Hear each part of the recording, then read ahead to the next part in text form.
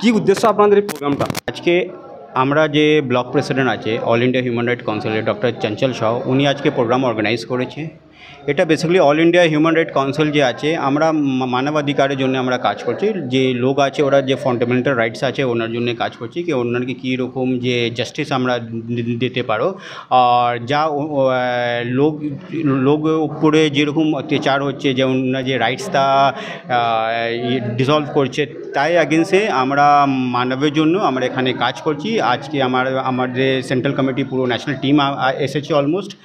আর আমরা আজকে এখানে মিটিং রেখেছি যে অল ইন্ডিয়া হিউম্যান রাইট কাউন্সিলের জন্য সাথে সবার লোক অ্যাসোসিয়েট হয় এখানে জয়েন করে। আর আমরা কীরকম সোশ্যাল ওয়ার্ক করবো, যে লোক যে কাজ আছে ওটা আমরা কীরকম করব, এটা নিয়ে আজকে সব আলোচনা হয়েছে। তাহলে পশ্চিমবাংলার মানুষ আপনাদের সহযোগিতা পাবে?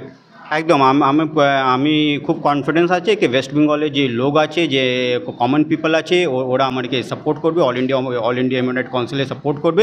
আর আমরা শুধু ওয়েস্ট বেঙ্গল থেকে না, অল ইন্ডিয়া থেকে আমরা এখান থেকে সাপোর্ট পাবো আর সাপোর্ট পাচ্ছি আমরা।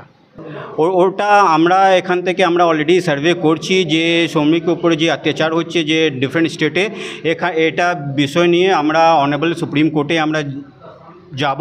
আর আমরা পুরো শ্রমিকের সাথে অল ইন্ডিয়া হিউম্যান রাইট কাউন্সিলের পুরো টিম আছে। যেরকম আমরা অ্যাজ পার অফ দ্য আইনে যে লড়াইটা আছে ওটা আমরা এটা আমরা যে রাজ্য সরকারের সঙ্গে আমরা কমিউনিকেট করবো কি এটা কীরকম আমরা ঠিক করতে পারি। আর আমরা রাজ্য সরকারের সঙ্গে কমিউনিকেট করে ওকে একটা ডেপুটেশন, একটা রিকোয়েস্ট পাঠাবো যে যে লোক পুরো ফেসিলিটি পরেও প্রত্যেকটা বুথে বুথে 10 লক্ষ টাকা দেওয়ার কথা হয়েছে। এই 10 লক্ষ টাকা থেকে মানুষ আরও উপকৃত হবে বলে মনে করেন আপনি? দেখুন, এটা তো গভর্নমেন্ট স্কিম আছে, তো গভর্নমেন্টটা কি অ্যানাউন্স করেছে আর কি স্কিমে আছে, এটা আমরা একবার সরকার যে অথরিটি আছে ওর সঙ্গে একবার আমরা বসবো। আর এটা যে আগে খুব যেরকম স্মুথলি কাজ হয় এটা নিয়ে ডিসকাস করবো আমরা।